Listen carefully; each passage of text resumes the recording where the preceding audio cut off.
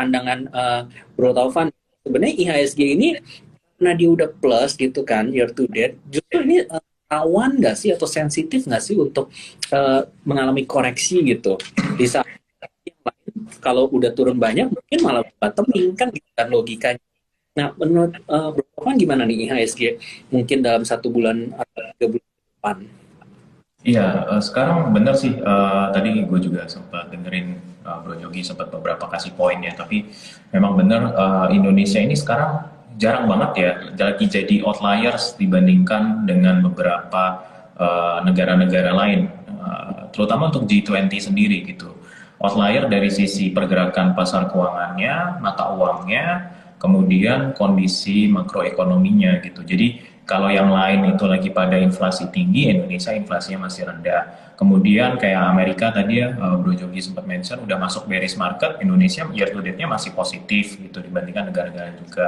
Terus mata uang lainnya meskipun dolar indeks yang menguat nih, karena kan mereka udah naikin suku bunga kemarin. Rupiah itu masih cukup kuat ya, meskipun memang ada pelemahan, tapi nggak separah dibandingkan negara-negara lain gitu. Jadi gimana nih ke depannya bakal ikut turun juga nggak ini IHSG. Nah kalau tadi Bro Jogi sempat mention ya, follow the smart money gitu. Nah every money di global itu mau nggak mau sekarang follow the central bank yang mereka mau ngapain gitu. Jadi sekarang posisinya global investor seberapa besar duit mereka gitu sekarang nggak bisa ngelawan arus ya, karena kalau once liquidity itu mensurut karena kebijakan moneter lebih ketat ya itu tentunya orang akan lebih berhati-hati karena apa, biaya modalnya sekarang jauh lebih mahal dibandingkan sebelum-sebelumnya karena suku bunga kan naik nih, jadi hitung-hitungan itu sekarang berubah. Jadi kalau kita lihat di Amerika udah duluan ya, mereka udah mulai lakukan rebalancing ya, hitung-hitungan nih dengan kondisi inflasi tinggi ini, resiko ke depan apa, sektor mana yang akan diuntungkan. Nah Indonesia dari awal tahun mungkin story-nya adalah negara yang diuntungkan dengan adanya komoditi boom ya.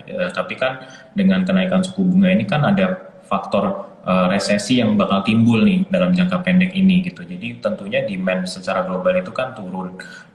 Pertama karena tadi satu suku bunga naik, biaya modal naik ya. Jadi untuk expand untuk funding ke beberapa project itu jauh lebih costly dibandingkan sebelumnya. Kemudian karena itu tadi mahal ya, orang spending itu jadi mikir-mikir ya. Jadi kemungkinan demand global itu bakal turun. Jadi komoditi tentunya bisa agak sedikit melambat. Nah, Indonesia tentunya ke depan bakal mungkin meskipun dunia lagi susah nih, kita nggak bisa jadi yang paling positif sendiri. Kemungkinan kita akan ikut ngerem dikit ya. Jadi mungkin sekarang kalau kita lihat pelan-pelan Indonesia ini udah mulai terkoreksi. Seminggu ini aja asing udah keluar sekitar 4 triliun ya bro. Jadi kita tahu. Kemudian pasar obligasi sih lebih parah lagi sebenarnya dari bulan Februari kita koreksi terus ya untuk pasar obligasi. Memang saham satu memang ada dari sisi fundamentalnya ketolong dari sektor batubara ya gitu. Oke, jadi tadi Bro Taufan kan follow the central banks kan semua orang. Kita kan terakhir kalau misalnya the Fed naikin sampai 3,4 itu katanya di akhir tahun kan. Iya, Sekarang targetnya 3,5% ya. nah, kan dari sekarang 1,75 which is masih ada setengah hampir double lah ya Iya, kira-kira. Nah, dengan kalau memang 1,75 aja mengakibatkan outflow let's say gitu 4 triliun. Nah, kalau sampai benar akhir tahun 3,5 sebenarnya outflow ini akan seberapa banyak dan pada saat itu terjadi beneran kalau terjadi ya itu IHSG kalau dari Sukor Aset ya mungkin menargetkan akan berada di posisi mana tuh? Oke, kalau kita ngomong money flow, kemudian ke depannya bakal gimana nih dengan kenaikan suku bunga? Sekarang Fed udah naikin suku bunga 50 basis point dan 75 ya. Nah, next bakal naikin berapa nih? Jadi target akhir tahun kalau kita lihat tahun ini, Fed.plot itu majority sebenarnya di 3,25. Jadi sekarang 1,75 berarti kalau agresif naikin 75, kemudian 75 lagi, berarti tinggal 2 kenaikan suku bunga ya. Tapi kalau ternyata besok bulan depan kita lihat setelah naikin suku bunga kemarin 75 basis point ternyata inflasinya bisa turun, kemungkinan Fed nggak buru-buru nih 50 basis point 3 sampai targetnya tahun ini 3,25, berarti butuh tiga kali kenaikan suku bunga. Jadi itu ibaratnya liquidity akan surut secara perlahan dibandingkan 75 basis point langsung ya 2 kali gitu.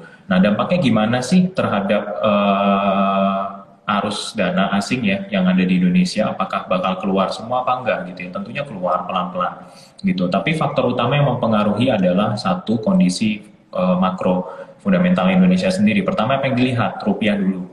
Rupiah. Nah, rupiah ini apa sih yang menentukan rupiah? Ya, banyak hal. Ya, salah satunya adalah saat ini yang mungkin jadi penopang pergerakan rupiah adalah trade balance kita. Ya, ekspor kita tuh lagi bagus banget. Udah 2 tahun berturut-turut kita ini surplus ya karena harga batu bara bagus banget, kemudian harga CPO bagus ya. Cuman sekarang saat ini posisinya harga CPO udah turun meskipun sudah boleh ekspor. Waktu itu kan waktu ada larangan ekspor sebenarnya rupiah kita melemah cukup dalam tuh gara-gara ada larangan ekspor karena ibaratnya kinerja ekspor kita tuh pincang sebelah. Takutnya trade surplus kita itu bakal berkurang kemudian bakal bikin goyang rupiah karena satu lagi Indonesia ini meskipun eksportir CPO dan batubara kita ini net importir oil. Nah oil harganya udah tinggi banget gitu kan. Kemudian sebenarnya kita kan pemerintah masih kasih subsidi ya di Pertalite gitu. Dan Pertalite belum dihapus, takutnya nanti budget bengkak, kemudian inflasi Indonesia tinggi itu yang ditakutkan. Nah balik lagi ke itu. Nah sekarang oke, dua-duanya udah boleh ekspor batu bara, kemudian CPO juga udah boleh ekspor meskipun harganya turun. Nah tentunya ke depan kita punya gambaran bahwa trade balance masih akan surplus, cuman nggak akan sebesar dari awal tahun ya, pelan-pelan akan menipis. Nah ini kemungkinan rupiah pelan-pelan juga akan melemah. Nah jadi Indonesia nggak akan bisa terlepas dari arus outflow juga. Cuman kondisinya jauh lebih baik dibandingkan outflow yang terjadi di 2013 dan 2015. Nah waktu itu juga kejadian sama kayak gini bro. Jadi ada tapering dulu, kemudian naikin suku bunga.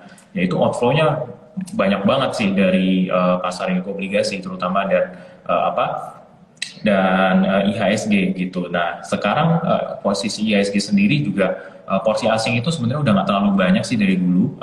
Sorry untuk IHSG udah lumayan banyak karena setahun terakhir nih asing net buy hampir 50 T. Akhirnya udah keluar sekitar 5-6 T ya setelah naikin suku bunga. Kemudian yang perlu di highlight adalah pasar obligasi sih. Pasar obligasi itu udah keluar banyak sih investor asing. Jadi dulu mungkin porsi investor asing itu 37% terhadap porsi Sun yang ada di market ya. Sekarang tinggal 20-an% doang gitu. Jadi itu nggak akan terlalu banyak goyang ya. Cuman masalahnya adalah hot money ini yang kemungkinan bakal keluar ya. Mungkin kalau kita lihat pakai trennya aja ya mungkin dengan setiap kenaikan suku bunga bisa keluar 2T, 3T lah gitu. Cuman balik lagi kalau misal dari sisi outlook harga komoditi kita masih cukup stabil ya terutama untuk batu bara ya kemungkinan asing masih akan cukup stay sih karena satu perlu diperhatiin juga ya tadi sempat kita bahas ya di awal Indonesia ini posisinya lagi berbeda nih dibanding negara lain ekonomi kita jauh lebih baik gitu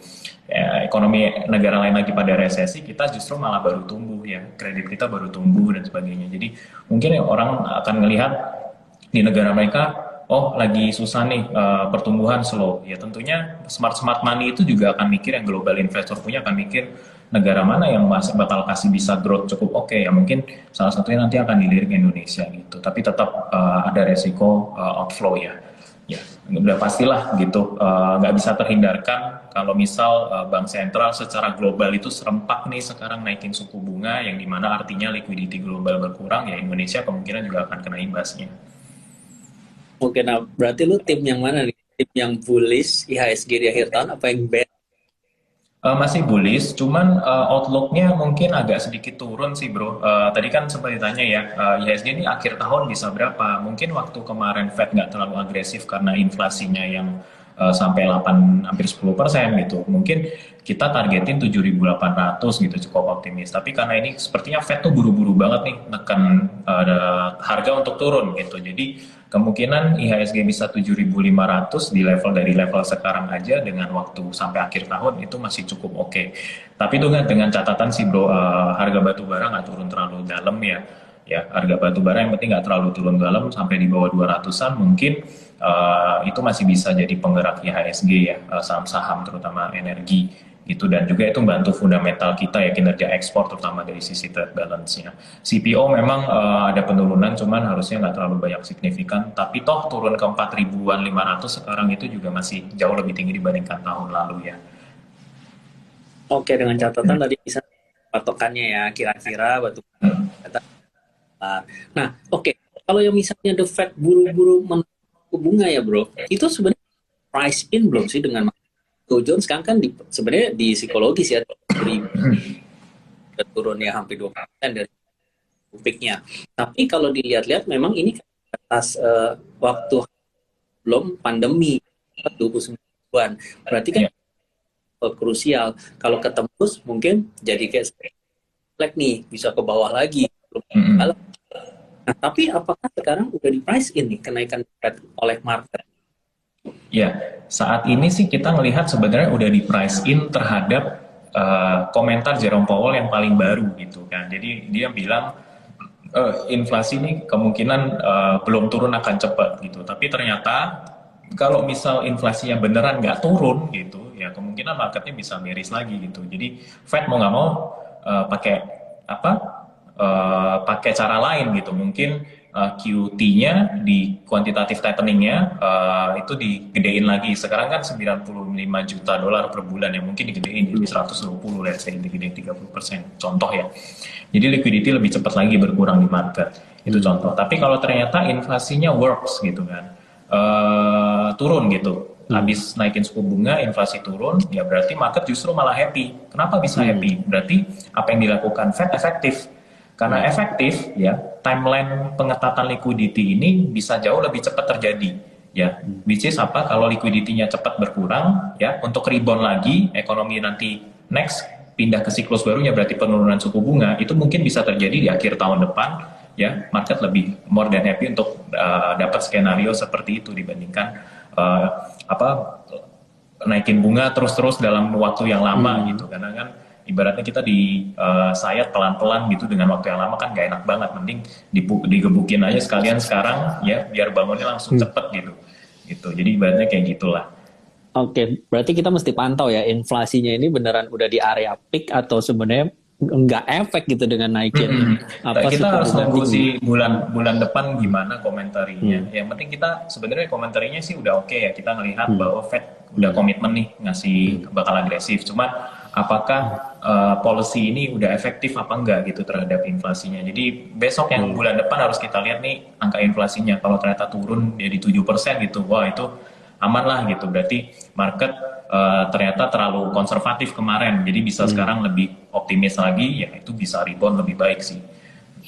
Oke, nah kalau misalnya memang itu terjadi kan berarti aman di Dow Jones-nya. Cuman ada yang skeptis nih bro kalau melihat market IHSG kayak misalnya gini ya, itu kan kenaikan waktu ya ke 7.000 itu juga salah satunya cuman ditopang Goto gitu ya, naik 100% lebih, which is dia market cap-nya dia udah top 4 lah ya, dan itu dia ngedrive berapa ya 4% sendiri gitu maybe kenaikan untuk IHSG. Di luar itu kan mungkin teman-teman yang ya cek portonya ya mungkin masih berdarah-berdarah, masih merintih gitu walaupun indeksnya 7.000 gitu kan. Tapi kok rasanya melarat gitu ya kan. Nah, sebenarnya kalau misalnya ini gimana ya kalau dari pandangan kayak smart money ya, ini sebenarnya kayak fiktif atau sebenarnya ya wajar-wajar aja gitu. Dan harus kita antisipasi atau waspadanya gimana nih melihat kondisi yang kayak gini? Ya, itu sih memang Goto karena bobotnya di indeks kan gede ya, sekarang udah masuk level 45 dan yang lain. Jadi mau nggak mau memang jadi kontributor pergerakan IHSG udah ngikutin Goto aja sih sekarang gitu. Nah, sekarang gimana sih apa yang smart money lakuin? Ya sekarang kita kalau Sukor mungkin beberapa institusi keuangan lainnya sih kita lihat seperti klien-klien kita ya, itu sekarang lagi wait and see banget. Jadi kalau belum punya cash lebih cenderung defensif. Portofolio saham mungkin saat ini juga kita lebih cenderung ngikutin indeks dulu. Karena apa? Dalam jangka pendek ini resikonya lumayan gede sih. Nah, maksudnya apa? Karena kita lagi nunggu policy ini efektif nggak ngeredam inflasi. Ya takutnya kalau tadi seperti tadi saya bahas ya, kalau misal ternyata nggak efektif, kemungkinan bakal tightening lagi ya, market bisa turun lagi gitu. Jadi kita nggak terlalu buru-buru gitu.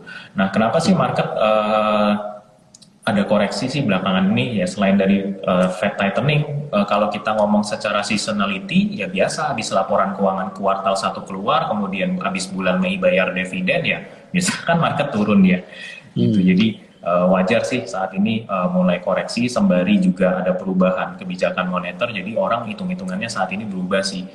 Terutama para fund-fund global yang passive fund itu juga dulu narik dana dulu dari emerging market ya.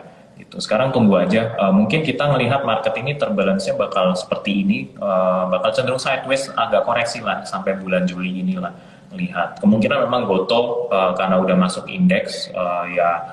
Terus beberapa fund kan juga mulai kita melihat mulai ikutan beli goto juga. Jadi ya udah ya arahnya bakal indeks ngikutin pergerakan goto dulu. Belum lagi saham-saham blue chip ini kan asing kan lagi keluar ya gara-gara Fed ini. Jadi seperti Astra, Telkom, BCA itu kan beberapa dijual asing nih dalam waktu seminggu terakhir. Jadi ya udah market masih agak cukup berat untuk rebound gitu. Jadi cenderung pasif dulu, terus wait and see gitu ya, sembari mungkin ke safe haven. Nah, ini maksudnya hubungannya dengan ini nih. Gue melihat kan justru yang lumayan stable itu ya, kalau emak-emak ya, kan biasa belanjanya emas batangan. Mungkin emas batangan malah cenderung stabil. Ya sempat turun naik tipis tapi oke lah di harga yang mirip-mirip kan. Mungkin sekarang berapa ya per gram tuh 900 ribuan gitu kan. Nah atau mak-mak juga suka beli dolar Amerika ya kan. Justru malah cuan ya kan. Kemarin sempat 14.200 kan udah 14.7, 14.8. Ya mereka kan malah pikir ya memang investasi yang benar tuh kayak gini ya gitu kan. Malah investasi dolar. Nah menurut lu ya sebenarnya tadi kayak dibilang dolarnya ini mungkin rupiah melemah gitu. Nah, level yang bakal kejadian tuh mungkin di tahun ini berapa sih? Sepik-piknya itu apakah bisa tembus 15? Karena mungkin 15 juga level psikologi nih. Akhirnya mungkin yang emiten emiten importir atau yang punya utang dolar kan justru kepukul ya, dan which is itu kurang bagus gitu. Nah, prediksi lu gimana nih, Bro? Iya, rupiah kemungkinan ada potensi ya nembus 15.000 tahun ini. Satu, kalau misal BI ini agak terlambat sih, nahan terus banget ya untuk naikin suku bunga. Karena sepanjang sejarah ini biasanya BI itu kan selalu ahead of the curve ya. Jadi maksudnya kalau Fed udah naikin, sebelum Fed naikin biasanya BI naik duluan biar rupiahnya nggak melemah dalam gitu. Nah baru kali ini nih BI itu nggak naikin bunga, padahal Fed-nya udah naikin bunga 2 kali loh, gitu. Naikin tangguh ya? Naikin 25 basis point pun enggak. Kemarin naikin GWM pun enggak. Kenapa sih BI itu nggak insist nggak naikin suku bunga ya? Karena tadi inflasi kita tuh masih rendah banget. Kemudian kita tuh lagi nggak ngalamin resiko resesi dalam negeri. Negara lain memang lagi resesi, inflasinya gede-gedean, double digit beberapa gitu kan. Amerika aja inflasi 8%, 40 tahun, inflasi tertinggi dalam 40 tahun gitu kan. Indonesia masih stay inflasinya 3,5, jadi nggak ada alasan buat BI untuk naikin suku bunga gitu. Jadi kalaupun naikin suku bunga itu hanya tersandra karena dolarnya terlalu menguat gitu. Mau nggak mau biar rupiahnya nggak terlalu lemah ya, kita mau nggak mau harus naikin bunga untuk menjaga daya tarik rupiah ya gitu. Nah, ada data menarik sih juga, Bro Jogi. Mungkin harus dicek nanti buat teman-teman. Dari 2 tahun terakhir ini, debt ratio IHSG itu overall sebenarnya agak turun ya. Kenapa bisa turun? Karena tahun lalu kita banyak restruct. Karena kan pandemi ya, kita banyak restruct, jadi rasio utang tuh agak turun. Maksudnya apa ya? Suku bunganya kan karena restruct, suku bunga turun, tenornya diperpanjang gitu kan. Jadi biaya cost-nya tuh jauh lebih murah gitu. Jadi dengan kondisi bunga naik kayak gini, kemudian dolarnya naik, jadi biaya nggak akan banyak impact ke biaya bunga perusahaan-perusahaan bayar gitu. Jadi posisinya udah diuntungin sih gitu. Jadi cukup aman lah, nggak terlalu banyak akan terbelat dengan kenaikan suku bunga dan dolar naik sih. Nah resikonya kenapa saya bilang rupiah itu mungkin bisa ada potensi melemah ke 15.000, karena kita melihat harga komoditi itu dengan inflasi itu inflasi yang cukup tinggi, kemudian bank sentral menekan liquidity ya untuk maksa beberapa negara mereka sendiri resesi seperti Amerika sendiri secara ekstrim ya. Jadi harga komoditi itu pelan-pelan sekarang udah mulai turun. Ya, contoh oil. Dan satu yang paling petanda resesi akan datang itu harga metal itu udah mulai turun, seperti harga besi, iron ore itu udah mulai turun. Berarti apa? Hmm. Demand dari sisi manufaktur itu udah mulai cukup turun karena inventory-nya masih cukup tinggi. Jadi mereka nggak banyak order, harganya turun. Nah itu dulu, lihat aja harga iron udah mulai turun. Nah itu, jadi kita bakal melihat mungkin outlook akan berubah. Kalau sebelumnya kita awal akhir tahun harga komoditi bakal pelan-pelan naik gitu kan, mungkin kemungkinan bakal flat atau cenderung turun secara perlahan sampai akhir tahun. Jadi, nah rupiah tentunya melemah karena trade balance kita kemungkinan surplusnya pelan-pelan mengecil gitu ya. Kita nggak punya jaminan bahwa batu bara bakal naik terus atau tinggi harganya level di 400-an 390 seperti ini ya, kemungkinan turun pelan-pelan. Kemudian CPO juga pasti pelan-pelan turun ya. Tentunya kinerja ekspor kita juga karena negara lain lagi pada resesi ya, mereka untuk impor beberapa komoditi dari Indonesia tentunya menurun ya gitu, karena kan resesi mereka nggak punya duit jaga spending gitu kan gitu. Jadi tentunya itu impact lah ke negara-negara eksportir seperti Indonesia, seperti Brazil dan lain-lain yang negara-negara penghasil komoditi ya. Oh, jadi menyambung tadi yang pertanyaan tentang konstruksi. Ya, kan Bro Tovan bilang kan memang harga metal mulai turun nih. Mungkin Hmm. apakah harga baja turun, mungkin aluminium turun itu justru menguntungkan sektor konstruksi nih. Ini pertanyaannya udah to the point nih. Karena kan raw material atau properti bahkan diuntungkan gitu Hmm. karena raw materialnya mulai turun gitu. Adakah Iya, hubungannya atau kebetulan aja kok konstruksi lagging kan belum naik semua sahamnya masih iya, iya, iya. ketinggalan banget. Tapi seminggu ini sih ada Nah, beberapa saham konstruksi udah mulai rebound naik ya. nah, jangan-jangan nih Om Taufan nih yang beli nih dari sana.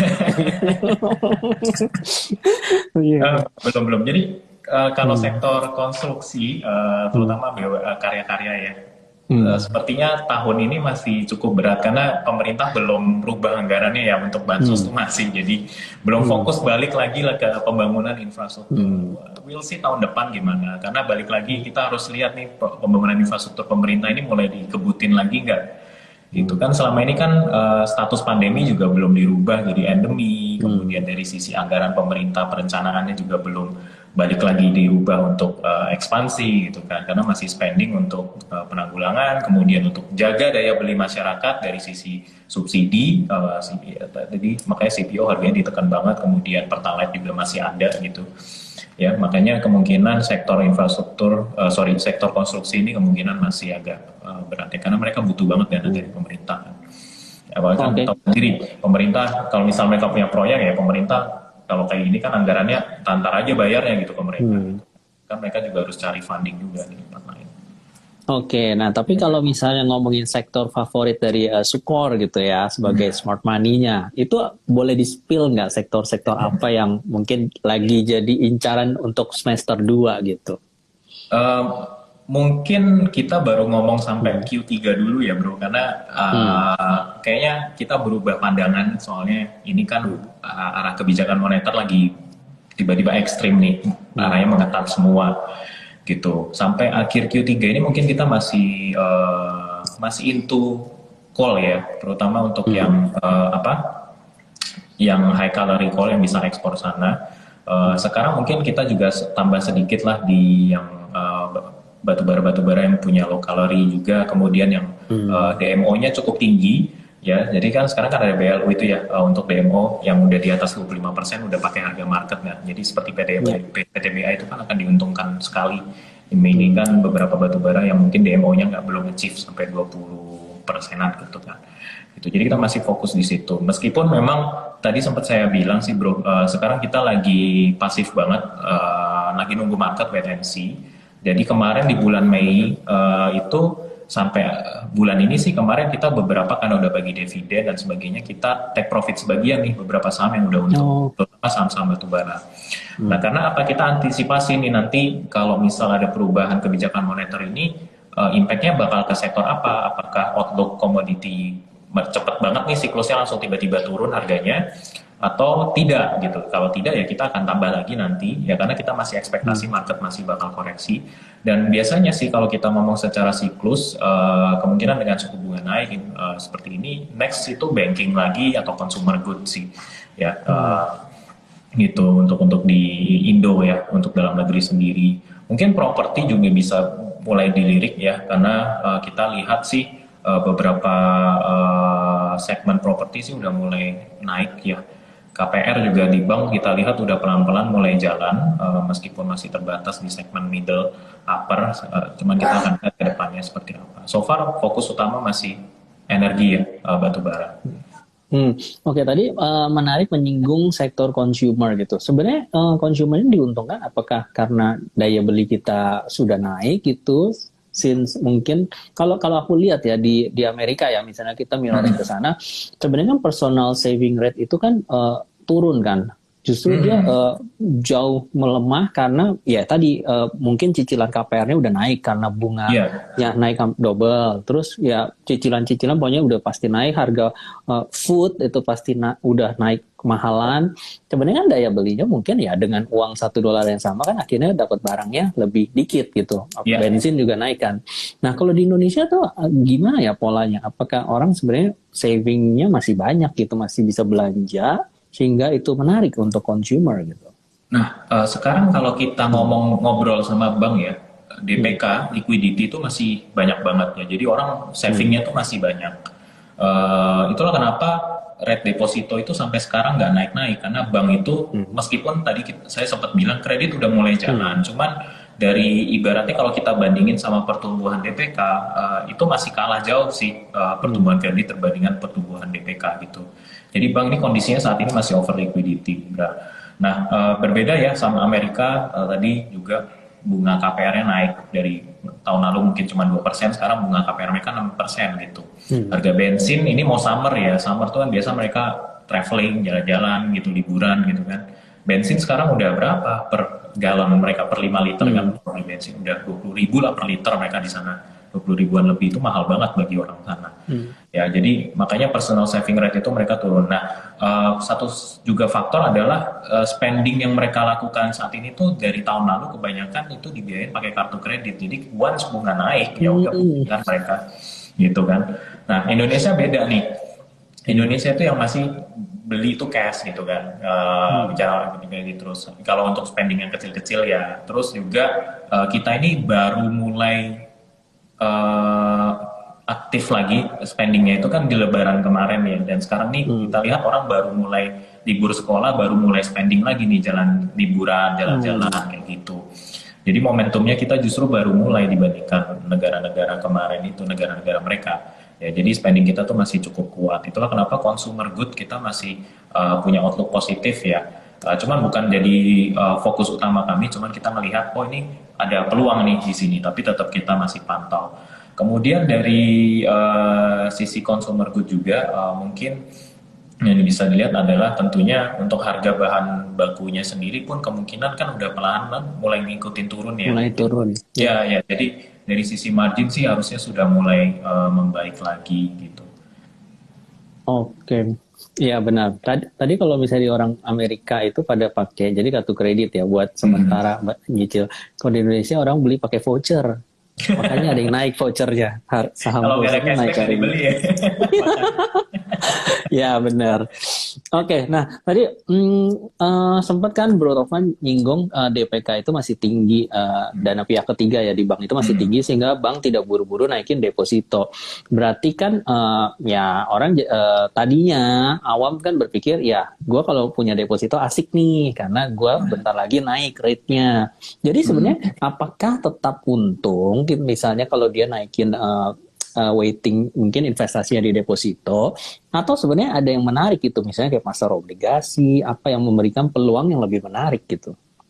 Ya, kalau kondisi inflasi lagi naik kemudian suku bunga naik ya sebenarnya yang paling beresiko itu justru adalah rate deposito sama obligasi gitu karena tadi kita nggak bisa melawan arah suku bunga ya. Jadi yang paling paling beresiko pada ketika perubahan kebijakan moneter suku bunga ya obligasi. Makanya obligasi itu marketnya turun terus nih dari awal tahun. Kemudian rate deposito pun juga. Kenapa rugi kok rate deposito rugi? Ruginya kalau misal kita nih sekarang ngelok deposito kita 3 sampai 6 bulan ke depan. Ternyata bunga minggu depan naik gitu. Kita cairin kena penalti, bunganya nggak dapat gitu. Kita rugi kan beberapa hari misal gitu. Atau yang rugi kalau udah di lock sebulan nih besoknya bunga naik gitu kan. Wah, kita udah dapat Ya. rate yang kecil kemarin gitu. Jadi kita ya cuman kecewa aja, loss of opportunity cost aja gitu kan. Jadi opportunity cost gitu. Jadi gambarannya seperti itu. Nah, justru yang diuntungkan ketika inflasi ini adalah orang yang masih punya sisa cash, yang masih punya cold money, ya. Hmm. Ya, kenapa bisa seperti itu? Karena kalau misal inflasi memanas gitu kan, berarti kan bank sentral akan gimana caranya meredam inflasi, ya, meredam inflasi dengan naikin suku bunga apa untuk menurunkan harga barang, ya, dan juga tentunya harga financial asset juga kena impact Hmm. gitu. Jadi ketika orang yang masih punya cash bisa cepet nih langsung beli saham yang udah turun, market yang lagi Hmm. koreksi, obligasi yang udah koreksi gitu. Tapi bukan berarti cashnya itu di hold berbulan-bulan, karena kan Hmm. kalau inflasi kita taruh ke aset yang nggak dapet yield, ya kita rugi nilai, karena kan tadi $1 kita kemarin bisa beli berapa, $1 ketika inflasinya udah mulai jadi 10%, ya dapat barangnya lebih dikit gitu. Jadi mending sekarang sih, makanya kenapa saat ini kita lagi jaga position kita, lebih banyak, siapin banyak peluru ya untuk ya Hmm. apa, nunggu marketnya dapat barang-barang yang menarik sih. Oke, kalau real prakteknya ya, ini aku memposisikan sebagai investor awam ya. Berarti kan kalau misalnya gua kurangi posisi di aset seperti saham yang lebih beresiko atau obligasi, kemudian gue mencoba untuk masukin ke yang lebih paling safe. Sebenarnya paling safe kan kepikiran deposito. Cuman Betul. tadi tips dari Bro Taufan kan, kalau misalnya lu lock 6 bulan atau 12 bulan ke depan, lu malah rugi. Karena nanti Iya. ke depannya naik, lu malah nggak bisa dapat kenaikannya kan. Cuman gue jadi berpikir, kalau gitu ya, mending gue masukin reksadana pasar uang dong. Gue bisa cairin anytime, tapi si pasar uang ini harusnya lebih smart kan, kelola dananya. Nah, itu benar nggak tuh? Iya, betul sih. Hmm. Mungkin Hmm. reksadana ini bisa jadi salah Hmm. satu alat yang convenience ya dibandingkan dengan deposito. Ya, Hmm. meskipun memang kita kan juga ada deposito yang 3 bulan, 6 bulan juga sih di Hmm. reksadana pasar Ya. uang. Jadi Nah, gimana meskipun tuh? suku bunga naik nih, Hmm. adjustment terhadap return reksadana kita itu juga takes time sih, bro. Ya, Hmm. jadi tapi itu way much better dibandingkan teman-teman lock deposito 3 sampai 6 bulan gitu. Hmm. Karena kan berarti teman-teman harus nunggu 3 6 bulan baru dapat rate baru gitu kalau dicairin Hmm. kena penalti gitu kan. Kalau di reksadana pasar uang nih mungkin teman-teman baru invest reksadana pasar uang seminggu gitu, tiba-tiba ada aset lain yang lebih koreksinya lebih dalam, ya teman-teman bisa switching nih kalau misal mau Hmm. naikin resiko untuk dapat opportunity yang lebih gede. Ibaratnya kayak gitu. Ini buat alternatif aja buat parkir sambil nunggu sembari harga-harga itu mulai turun gitu, baik itu saham, obligasi atau apa ya. Daripada di deposito kan mungkin ya, tapi beda kebutuhan ya. Kalau deposito saran saya sih jangan yang jangka panjang ya untuk saat ini, karena kita tahu bunga kan mungkin next bisa naik gitu kan. Iya. Nah, mungkin yang teman-teman perlu tahu juga, sebenarnya kalau sebagai aset management, smart money-nya, big money-nya masuk ke deposito, itu tentu dapat special rate gitu kan. Yang Iya, which is betul. teman-teman bisa dapat benefitnya hanya dengan invest 50.000, 100.000, itu tetap dapat keuntungan si smart money ini gitu kan. Nah, kalau kita sendiri masuk langsung ke banknya, mungkin kan kita nggak dapat special rate gitu. Itu salah satu keuntungan kita masuk reksadana pasar uang gitu ya. Nah, cuman tadi ada yang chat aku lihat nih ya, kayak kalau di Digibank lah maksudnya, bukan Digibank merek Bank ini ya, digital. maksudnya digital, bank digital gitu ya. Itu rate-nya kan bisa 7%. Iya, Mungkin mantap terkesan bener tuh. lebih lebih tinggi daripada I don't know reksadana pasar uang kan. Nah, Iya. itu gimana gitu maksudnya, wise nggak? Mungkin tuh dia kayak pamer gitu cerita tadi bank digital 7%. Terus apakah kita harus invest di sana atau gimana gitu? Ya, kalau Ini startup-startup pendapat. di bank-bank digital lagi bakar Hmm. duit, ya kita nikmatin aja. Anggap aja kayak subsidi sebenarnya. anggap Oh, aja oke. anggap aja kayak subsidi buat kita kita Hmm. gitu. Cuman Hmm. itu bank-bank digital yang ngasih rating itu cuman pasti ada limitnya kok sebenarnya. Hmm. Eh, Misal nih mereka cuma berani tawarin ke individual aja ya, Hmm. nasabah individu dan apa. Kalau kenawarin ke Hmm. corporate mereka nggak berani, karena mereka juga Hmm. bingung ketika dikasih liquidity gitu untuk cari 7% buat itu, Hmm. mereka akan putar di mana gitu, mereka pusing. Jadi misal Hmm. reksadana nih tahu ada bank digital ini bisa kasih bunga 7%, kita kasih 100 Hmm. miliar, mereka pasti nggak berani gitu. Kita juga mikir-mikir nih bisa nggak ya Hmm. ngelola 100 miliar Hmm. deposito kita, jangan-jangan kita taruh ternyata besok seminggu depan udah nggak bisa ditarik gitu kan. Gitu. Iya. Tapi kalau kita misal untuk ya tabungan sehari-hari lah, oke lah gitu kan. Yang penting nggak terlalu banyak-banyak aja gitu. So far sih kita harus lihat sih dari sisi bank digital tersebut, ya kalau mereka lagi bakar duit abis dapat funding ya wajar lah bisa ngasih bunga gede gitu ya, nikmatin aja while it lasts sih gitu. Lumayan loh, lumayan kapan lagi dapat 7% gitu kan. Benar, realistis aja ya, karena goalsnya kan cari cuan. Cuman itu nggak akan permanen 7% ya, kemungkinan rate-nya bisa turun kalau misal ya mereka punya programnya berubah. Sama lah kayak ada bank dulu yang salah satu bank digital yang ngetren awal-awal kan juga sempat nggak ada biaya admin, nggak ada biaya transfer, bunga gede, habis langsung ada biaya admin, transfer bayar gitu terus kayak gitu. Yeah. Jadi nikmatin aja sih, mumpung ada kesempatan kan. Iya, oke, benar-benar, bro. Ini gue coba lihat di kolom chat ada satu sebenarnya pertanyaan yang mungkin arahnya gini ya, kayak apa dampak dari BI menahan kenaikan suku bunga? Atau mungkin gini, market melihatnya gimana sih kalau misalnya bulan depan atau 2 bulan lagi BI juga masih stay suku bunga 3,5%, meanwhile Amerika terus naik nih. Nah, justru ini bahaya buat market atau sebenarnya kita ya tadi ya orang kondisi kita baik kok, ngapain kita pusing gitu. Nah ini gimana pandangan dari Bro Topan? Ya ini good question banget ya. Jadi sekarang itu market lagi nunggu policy mistake. Maksudnya apa? Apakah langkah yang ini itu benar membuahkan hasil atau hanya malah menunda-nunda kejadian yang akan datang gitu loh. Jadi contoh misal sekarang nih 3,5 gitu. BI karena nahan sekarang 3,5 karena bilang oh inflasi itu Indonesia masih rendah gitu. Jadi kita nggak perlu naikin suku bunga. Ternyata bulan depan inflasinya lompat tuh dari estimasi BI. Berarti kan dia nganggap sepele gitu kan. Nah itu akan dipanis lumayan sih sama market gitu. Nah saat ini sih kita ngelihat pantau 3,5 ini menurut kami sih langkah yang tepat ya, karena toh kita lihat inflasi juga masih jauh di dalam range-nya BI punya target inflasi, jadi 2-4% inflasi, sekarang 3,5. Kemudian kan kita juga udah lihat nih dalam negeri sendiri harga-harga itu udah ada penyesuaian ya, udah mulai nggak naik-naik terus, harga minyak goreng juga udah mulai stabil, kemudian Pertalite juga so far masih ada, itu yang penting juga satu ya, jadi harusnya sih masih cukup terkendali sih. Memang tekanan sekarang saat ini lebih dari eksternal.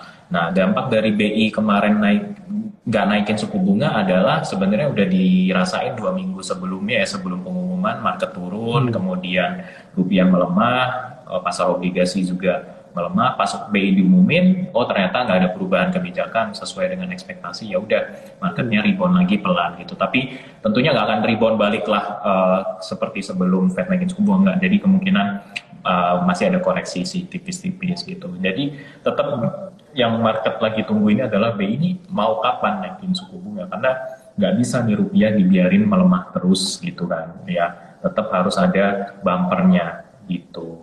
Nah kalau nanti BI naikin suku bunga gimana nih ya, tentu market juga belum puas lagi. Nah jadi nggak pernah puas lah namanya investor gitu. Dikasih ini nggak puas, dikasih itu nggak puas, nggak pernah puas lagi. Kenapa? Kalau BI naikin suku bunga ya, kemungkinan rupiah bakal ngerem sedikit gitu, bakal ngerem sedikit. Tapi yang akan kita korbankan adalah momentum laju pertumbuhan kredit gitu. Jadi saat ini tuh kredit lagi perlahan baru mulai naik gitu. Kalau bunganya naik gitu, BI si bank-bank ini getol nih ikutin naikin bunga ya, kemungkinan orang bakal lebih mikir-mikir nih untuk kredit mobil, kredit KPR ya. Belum lagi sekarang bank itu kan DPK-nya cukup gede ya. Jadi mereka pasti akan pusing juga nih ngelarinnya gimana, karena kalau bunganya tinggi ya makin susah mereka untuk lepas DPK-nya untuk jadi kredit gitu. Jadi mending perlahan-lahan aja dulu sih menurut kami. Oke, kalau tadi ngomongin growth ya, gue jadi pertanyaan random aja nih bro. Kayak misalnya kan kita ada ini kan hajatan PRJ kan. Biasa PRJ itu kan jadi kayak bisa jadi indikator nggak sih? Maksudnya, oh transaksi di PRJ naik nih berapa triliun. Nah sebenarnya itu menunjukkan nggak sih kayak ekonomi kita gitu ya, maksudnya itu udah mulai membaik atau sebenarnya masih belum baik gitu, itu bisa nggak dijadi patokan kita? Bisa, bisa bro, bisa. Jadi sekarang sih kita lebih ngelihatnya dari perusahaan-perusahaan Hmm. multi finance ya, kredit motornya naik Hmm. nggak gitu ya mereka untuk kredit. So far sih beberapa udah mulai naik ya kredit motor, kredit mobil tuh agak turun dikit justru. Hmm. Nah, kenapa bisa turun? Karena kita tahu lagi ada supply chain disruption ya. Jadi Ya. ya, jadi inden tuh makin panjang, jadi makanya Hmm. ordernya kelihatan turun aja sebenarnya. Gitu. Jadi misal Hmm. harusnya mungkin bisa dapat bulan depan karena indennya makin dalam, makin panjang gitu. Jadi inden 3 bulan sampai 6 bulan gitu ya. Udah penjualannya kan jadi mundur sampai sana gitu kan. Jadi gambarannya seperti Hmm. itu gitu. Untuk kalau lihat dari spending habit masih tinggi, PRJ masih cukup rame. Terus sekarang sih kita saat ini lebih ngelihat dari indikator inilah, ngelihat aja Hmm. apa mobility masyarakat aja ya karena liburan sekolah nih. Hmm. Traveling kan udah mulai jalan lagi ya. Bali sih penuh sih kemarin. Saya kemarin ke bandara Hmm. aja itu banyak banget isinya rombongan keluarga ya di Hmm. Soekarno-Hatta waktu itu. Jadi berarti kelihatan kan orang udah berani liburan, jalan-jalan lagi. Kemudian beberapa villa di Bali aja udah mulai full book sampai tahun depan sih. Kita cari villa Hmm. yang misal kalau saya cek villa yang di atas 5 juta semalam ya, itu Hmm. full book sampai tahun depan untuk yang apa di atas 3 bedroom gitu. Jadi memang benar orang udah mulai jalan-jalan lagi sih. Ya kelihatan sih di situ. Iya, iya. Kalau yang lain kan ajak keluarga, kalau Bro Taufan ini prewed ya di situ ya. Oke, berarti pariwisata pulih, terus event-event ya kita juga bisa lihat mall ya, activity di mall juga udah pulih. Tadi Iya udah mulai ada mau. event-event lagi kan, udah mulai Hmm. ada konser-konser lagi gitu kan. Itu kan juga salah satu yang Ya, which is itu sebenarnya good ya. Cuman tadi memang kalau gue coba summarize dikit ya, cuman memang yang masih dipantau oleh smart money ini adalah kebijakan-kebijakan moneternya seperti menaikkan suku bunga itu malah blunder nggak gitu untuk kita yang sekarang baru tahap sebenarnya mulai recovery gitu kan. Nah, kalau ternyata inflasi yang naik di atas ekspektasi lebih cepat gitu, justru kita salah juga karena BI nggak cepet naikin suku bunga gitu kan. Iya. Tapi kalau buru-buru nanti naikin suku bunga, yaitu mungkin penurunan growth-nya seberapa dalam gitu kan. Itu yang market juga masih mencerna. Sehingga sekarang tuh oke, mungkin langkah yang tepat itu adalah mengurangi porsi aset beresiko, mulai masuk ke yang lebih safe dulu lah. Yang bisa buat cadangan ketika nanti ada opportunity saham lagi murah, bisa langsung hajar masuk. Nah, salah satunya kan mungkin yang bagus itu ada di reksadana pasar uang ya, itu paling liquid. Sukor kan juga ya top lah ya, money marketnya itu jadi salah satu pilihan juga. Nah, pasar obligasi mungkin sempat agak menurun kali ya kinerjanya tadi. Karena ya itu ya mungkin paling terdampak dengan sensitif terhadap suku bunga kan. Jadi ya itu mungkin tunggu signal lah dari Bro Taufan kapan bisa nambah lagi ya kan di Sukor Stable Fund-nya gitu. Nah cuman kalau misalnya ada yang tanya, oke, kalau yang untuk produk reksadana sahamnya gimana nih? Direkomend atau enggak? Yang mana gitu untuk saat ini ya? Ya, untuk saat ini sih sebenarnya reksadana saham, sebenarnya nggak usah reksadana saham lah. Overall pasar saham di Indonesia itu outlook pertumbuhannya sampai akhir tahun, sampai Q1 tahun depan lah itu masih oke. Ya, kalau kita melihat dari sisi fundamental secara keseluruhan, terutama beberapa sektor ya terkait komoditi itu masih oke lah tahun ini sebenarnya gitu. Nah, kalau untuk reksadana saham mungkin lebih ngelirik yang saat ini sektornya masih cukup kuat, yang banyak invest ke sektor-sektor yang masih kuat ya. Contoh sektor komoditi terkait energi, batu bara, kemudian banking ya, kemudian juga consumer good dan beberapa sektor manufaktur gitu. Itu juga masih kuat. Nah, saat ini sih kami mungkin lebih rekomendasiin, kami lagi oke banget ini ke Sukor Invest Equity Fund. Kenapa Sukor Invest Equity Fund ya? Karena fokus utama kami ini invest ke saham-saham terkait batu bara dan penunjang sektor batu bara, alat-alat beratnya, dan sebagainya, mining services yang menunjang batu bara.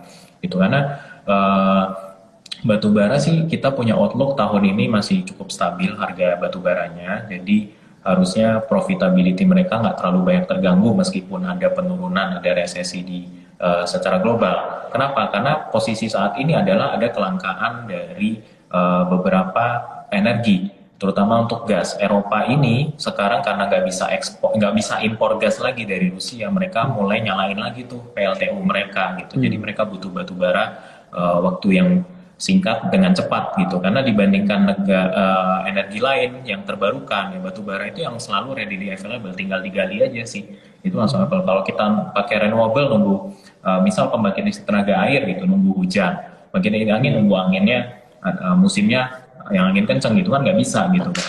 Nah, batu bara juga. Sedangkan Eropa sendiri tahu sendiri lagi mempersiapkan menghadapi winter gitu, cuaca yang lebih dingin, jadi mereka butuh energi cukup gede. Ya, makanya mereka sekarang lagi pusing nih. Waduh, gua kan komitmen ESG nih. Tapi kalau ESG gua kedinginan nih bulan depan gitu kan. Jadi mau nggak mau udahlah pakai batu bara dulu deh. Terpaksa gitu daripada kenapa-napa gitu kan. Ya udah. Itu lucu banget sih. Jerman akhirnya pakai batu bara lagi gitu kan. Jadi itu kenapa karena thankfully ya masih ada supply disruption terhadap energi ya, Indonesia sampai sekarang posisinya masih krusial lah di peta energi dunia gitu. Jadi meskipun batu bara sekarang 390 ya, even kalaupun global recession, demand turun dan harga batu bara turun 50% misalnya, turun 50% atau 40% dari level tertinggi, sebenarnya itu masih hampir sama lah dibandingkan rata-rata harga tahun lalu gitu. Jadi sebenarnya masih cukup tinggi, masih profitability-nya cukup tinggi lah bagi perusahaan-perusahaan batu bara. Contoh tahun lalu itu kan harga batu bara acuan kalau dirata-ratain mungkin di 150-140-an kan. Ya, itu pun dengan harga batu bara segitu, tahun ini mereka bisa bagi dividen gede-gede banget kan. Ya, jadi kalaupun sekarang sepanjang kuartal 1 harga batu bara sempat di 250-an, di dari awal kuartal 2 ini kita ngerasain harga batu bara cukup stabil 300-an ya, berarti kan keuntungan perusahaan-perusahaan tersebut masih cukup tinggi gitu. Ya, kemudian pemerintah so far sampai saat ini belum ada gangguan ya dari sisi kebijakan ekspor batu bara, itu yang sebenarnya yang sangat kita moga-moga nggak ada kayak bulan Januari lagi, jadi nggak akan ganggu bisnisnya perusahaan-perusahaan batu bara lagi ya dari situ. Kemudian banking tadi kita melihat bunga naik, kemudian juga kita ngelihat sih udah ada gairah ya dalam pertumbuhan ekonomi, orang udah bisa kredit lagi ya, spending lagi, kemudian pelan-pelan sih kita harapannya adalah DPK ini turun dikit sih, jadi nggak jadi beban bagi perbankan ya, moga-moga sih itu. Kemudian consumer good tadi karena mungkin ya orang udah mulai spending lagi juga, kemudian bahan bakunya juga pelan-pelan ada sebagian udah mulai turun ya, jadi marginnya harusnya bisa lebih baik dibandingkan 2 tahun belakangan ini sih gitu. Jadi itulah kenapa kita lebih rekomendasiin Sukor Invest Equity Fund. Mungkin untuk jangka waktu pendek ini bro, kita masih agak sedikit pasif ya strateginya, karena kita masih cenderung wait and see ya, berarti dimana sebenarnya kalau market lagi turbulent seperti ini, opportunity nih buat teman-teman yang mungkin timing the market gitu, nunggu market koreksi, nah itu bisa jadi salah satu momen nih buat nambah posisi di saham atau di reksadana saham gitu. Wah, ini kayak banyak banget bocoran smart money-nya ya dari view-nya Sukor gimana ya tadi sektor pilihannya, terus udah gitu juga ya kalau memang waktunya nggak perlu agresif ya nggak usah agresif, defensif aja gitu kan. Nah nanti tunggu momen yang tepat langsung hajar, ya, jadi pas rebound. Balik lagi sih agresif seperti dari awal tahun kita agresif banget ya di saham-saham batu bara, makanya year to date kita lumayan 4% lebih tinggi dibandingkan IHSG sih. Jadi moga-moga kita bisa balik lagi ke strategi awal kalau misal marketnya udah mulai kondusif lah, udah ada kejelasan lah di situ.